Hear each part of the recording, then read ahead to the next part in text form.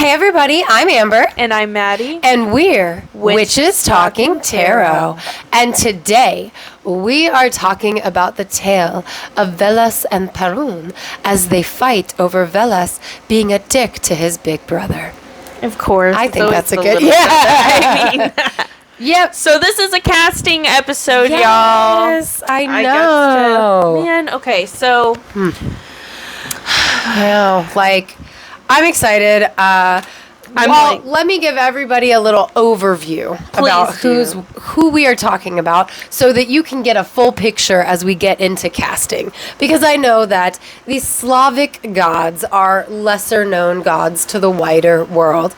And for our Slavic people that listen, thank you. We see you in our stats and we appreciate you. So Veles, who is one of my favorite gods, he is the god of the underworld in Slavic pantheon. He is one of the first gods. And Perun and Veles are some of the only two gods that are definitely celebrated throughout all the different Slavic pantheons. There's Polwit is a Polish god, but you won't find him celebrated in Russia. Marsana is celebrated in Russia, and she has different names in different places. And there's different goddesses that hold the same role among different areas, right? Mm-hmm. And I'm sorry, I'm just looking up guys with beards because you're good. From what I read, he's hairy. Yes, and they both have a beard. They do. They both have a beard. Yes. So Veles and Perun are generally regarded as the two definitely gotta be worshipped here gods. But in addition, Perun is generally in a lot of different paths looked at as the main guy, the all-father god of the Slavic pantheon. I personally do not follow that path. Rod, the god of your ancestors, is in my not very humble, I'm probably not the most humble individual, opinion. He is the god of all gods because Rod is the god of your ancestors. So Rod is the god of Perun's ancestors. So he is the god over Perun and Veles. But as I was telling Maddie, I learned a really interesting version of a Slavic creation myth recently that involved Veles and Perun, which would lead you to believe maybe they don't have ancestors. But anyway, I digress. Veles is the god of the underworld. He is the god of bears and wolves. As Maddie said, he's very hairy. Quite often he is depicted as a bear or a wolf or shapeshifting into one of those two creatures. He is called the king of wolves. He's also the god over livestock, turning into a giant serpent or dragon to protect the livestock in the underworld. I love that he's a dragon. Yes, I know, me too. And the god of the waters in Slavic pantheon. Perun, however, is the god of the sky. He's the god of thunder, lightning, storms. He lives in the sky too. He does, yes, he does. So in the Slavic world tree, because the Slavs have a world tree, Prav is the top. It's the branches up above, and that is what Perun rules over and lives in. Yav is the earth, where we are. Nav is the underworld. In some paths, they have added the level of Slav, which is between Prav and Yav, and Slav is glory. So glory exists between earth and the heavens. Prav directly translates to the word right. So what is the heavens is right. Slav translates to glory. So that level stays glory. Yav translates to actuality. And again, Yav is here. It is earth. Nav translates to probability. And Nav is the underworld. So I found that very interesting, personally speaking. So there is our little groundwork backstory of the two gods that we're going to be talking about, as well as the build of the Slavic world tree, which I think has a name as, just like doesn't the Norse world tree has its own name, doesn't it? The Norse world tree. Is it Yggdrasil? Yggdrasil? Yes, something like that. Okay. Yes. I wasn't sure. I couldn't remember if that was one of the levels or if that was the name of the world tree.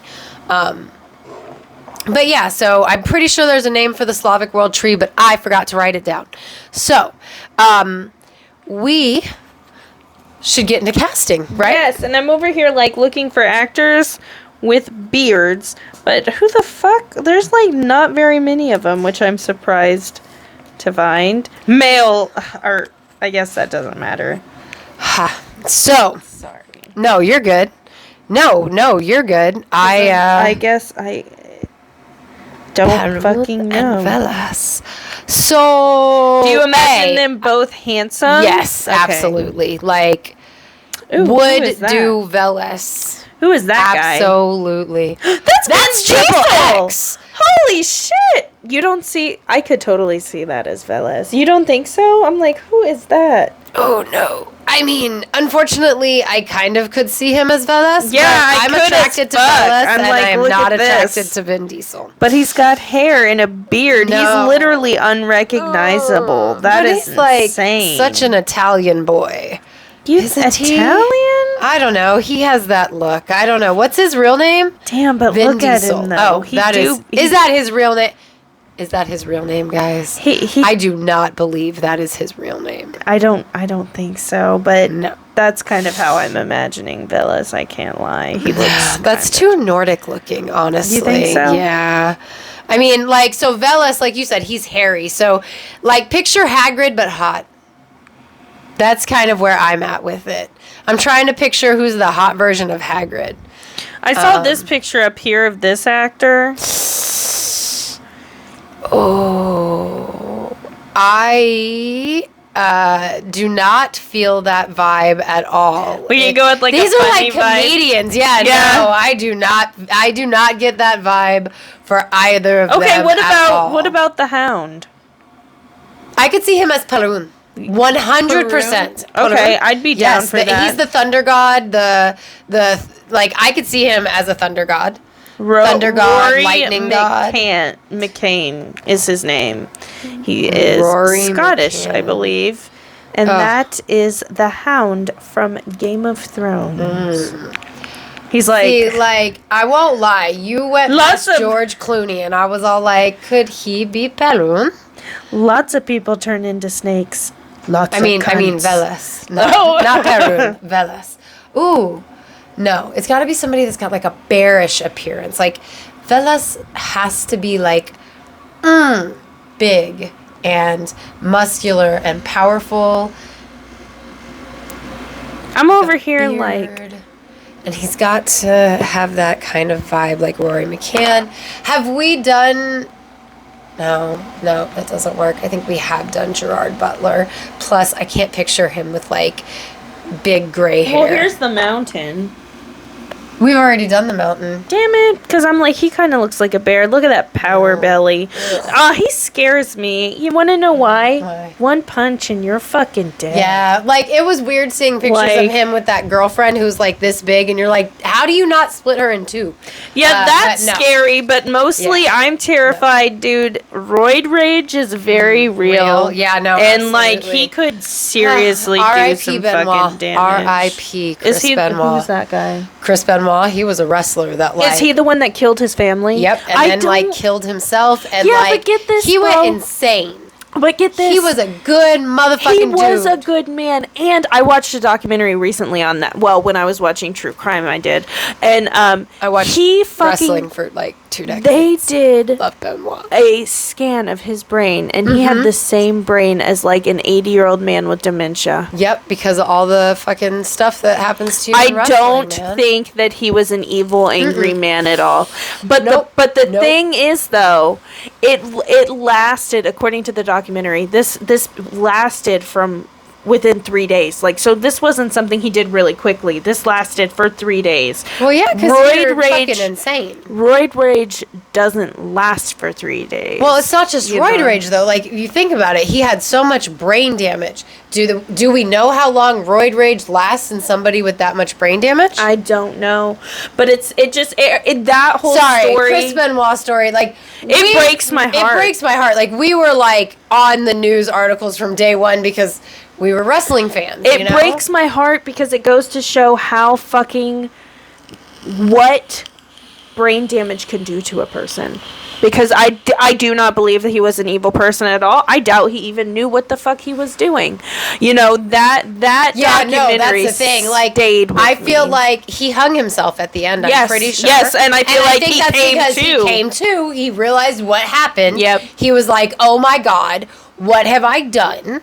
And he couldn't live with what he'd done, and so he didn't. It just hurts my heart. Me too. It's a very tragedy. Sad. It is a tragedy. It's a tragedy. And what I do have to say tragedy. that I think everyone, almost everyone, from what I've seen and all the documentaries and everything, that I've read about the story, agrees that it wasn't his fault. He was sick. He was hurt. He had brain damage, and it is a tragedy. And I'm really glad that everyone agrees with that, because I would hate to see him demonized for his disorder. Yeah, no, I mean, like, literally. I mean, he was a fucking wrestler. They're banging and throwing each other's heads around all the time. Man, that's sad. It is sad. That story also fucks me up.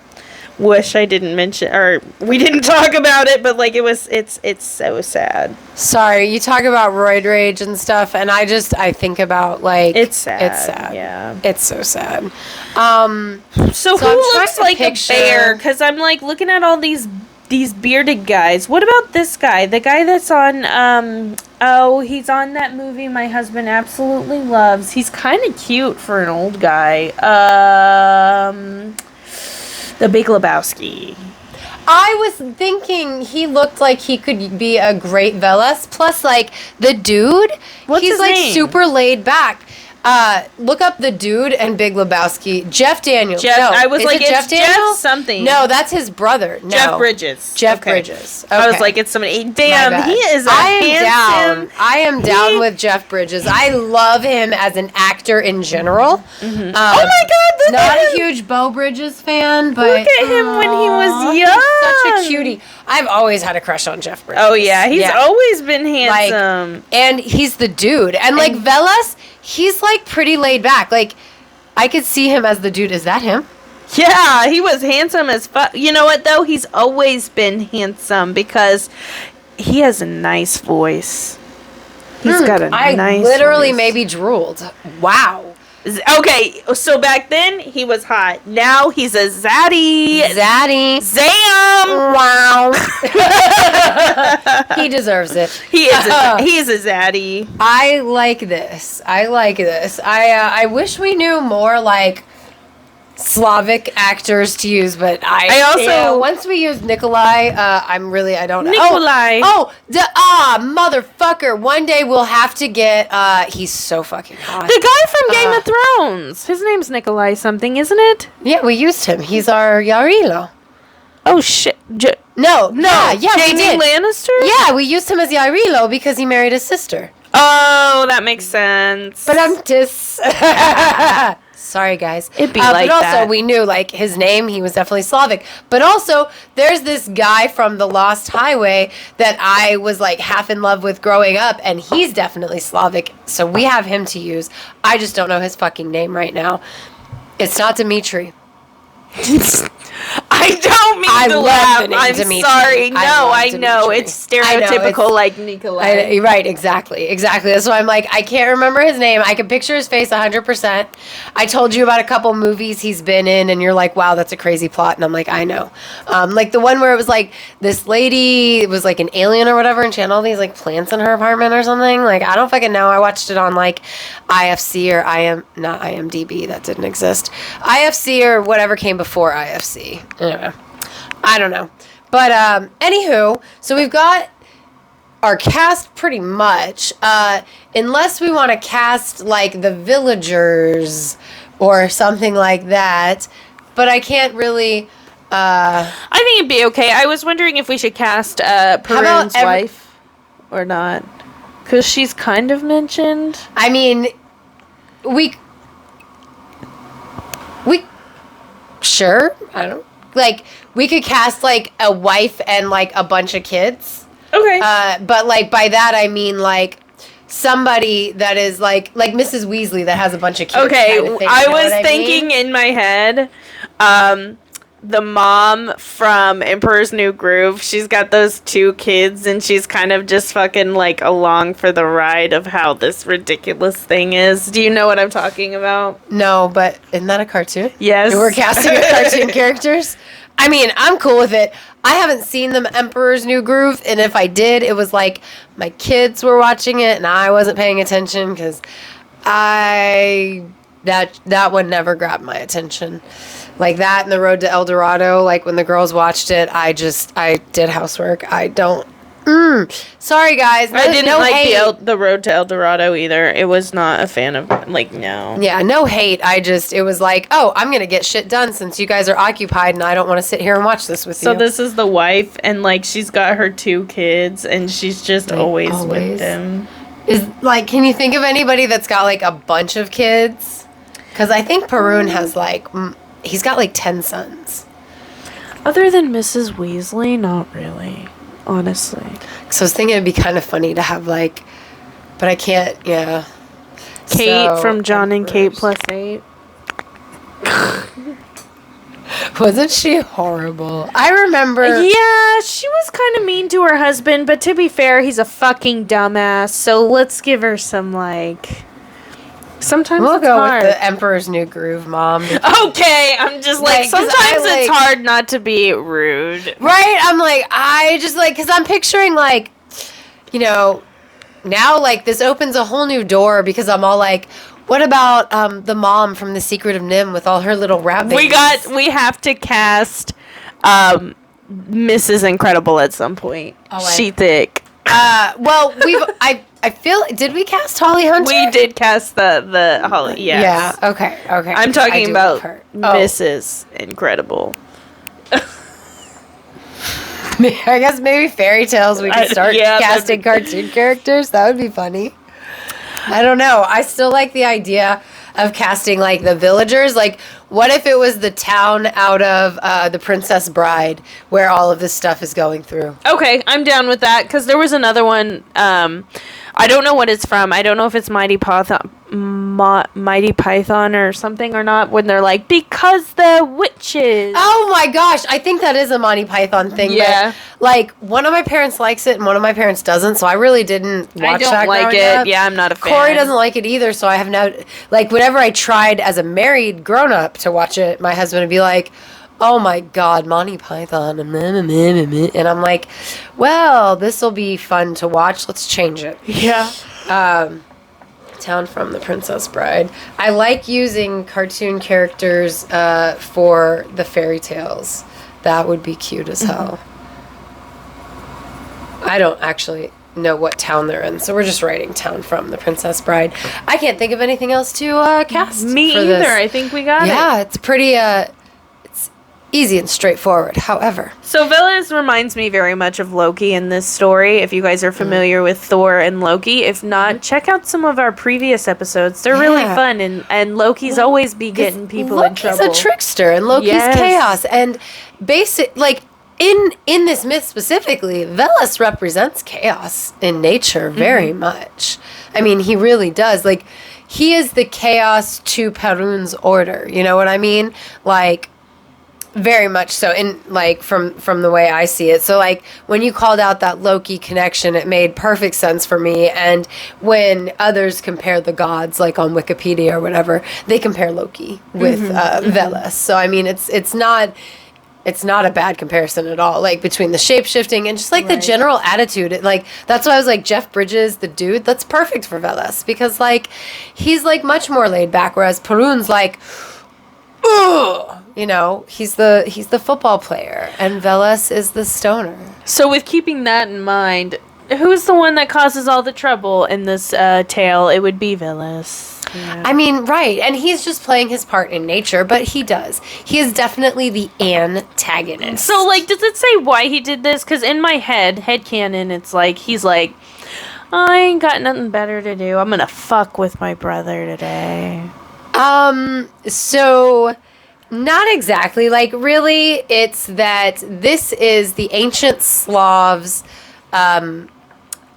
this is the way they story for explaining storms. So that's why, again, it's like he's not seen as an antagonist in the tales. He's seen as the chaos of the story because it's not a bad thing. You need the rain. You need the storms. Granted, sometimes the storm is too treacherous and it winds up being a bad thing for everybody. Mm-hmm. But essentially, he's like, they don't see it in a good and bad version. Right, like, whereas Loki's quite often portrayed as like the bad guy in things. Right.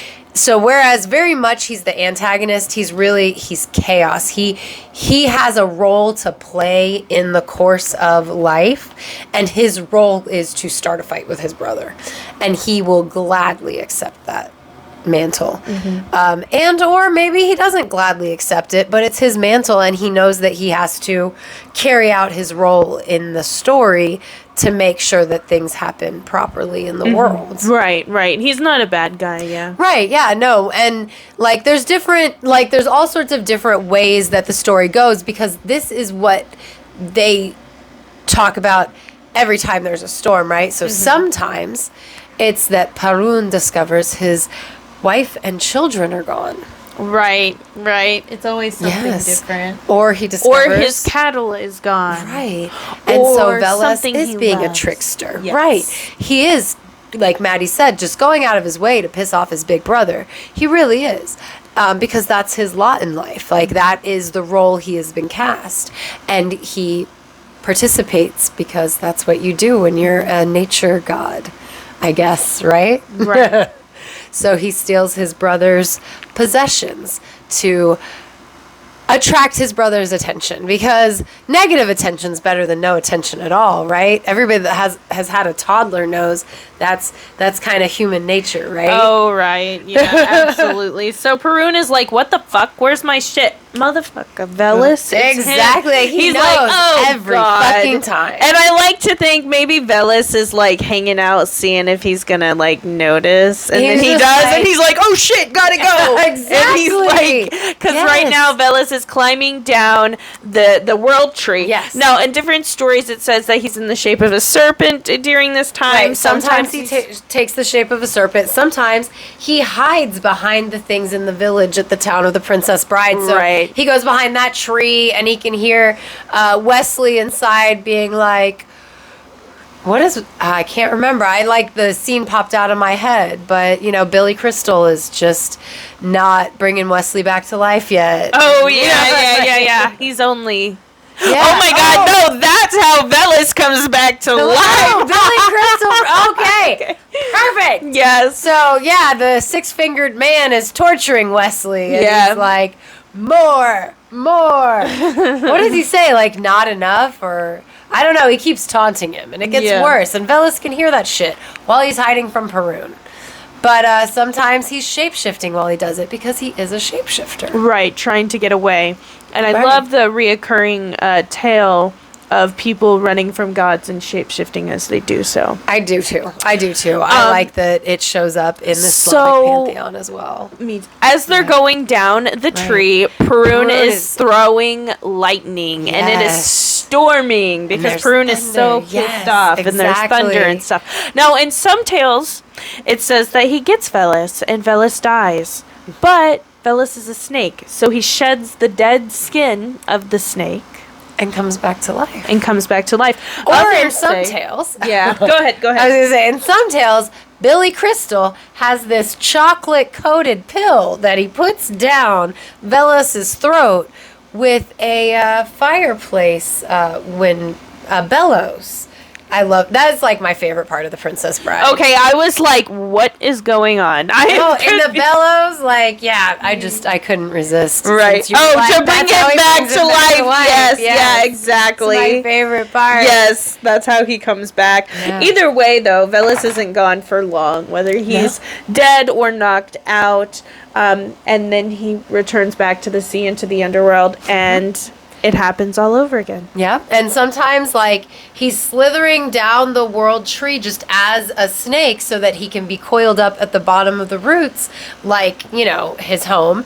And other times, he's running in different ways so that he's trying to keep Perun out of his hair. But really, that's what explains the rougher storms, because there's more fighting. Well, my question is, though, like, how many times is this going to happen before Perun, like, catches on and like, well, you know what I mean? Well, and again, that's where I go, like, this is a cyclical tale, like you said, where he dies at the end or sometimes he survives, but either way, he always comes back, as the dude knows, like, it will all be good in the end.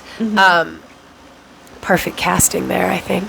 But it's totally a nature-based tale, so there is no point at which they find fault with Perun for not being ready to deal with Veles. And there's really no fault with any of them. No, right. It's very much it's a tale of what must happen, not somebody is right and somebody is wrong. Yes. And so I do love that about it, because it ties in very well with the Thunderbird. Yeah, check out our last episode. Yes, please. Because like those tales also were to explain the storms, and these tales are to explain why they dealt with the storms they dealt with. And even to this day, those who practice Rodnovery maybe follow it in that same manner.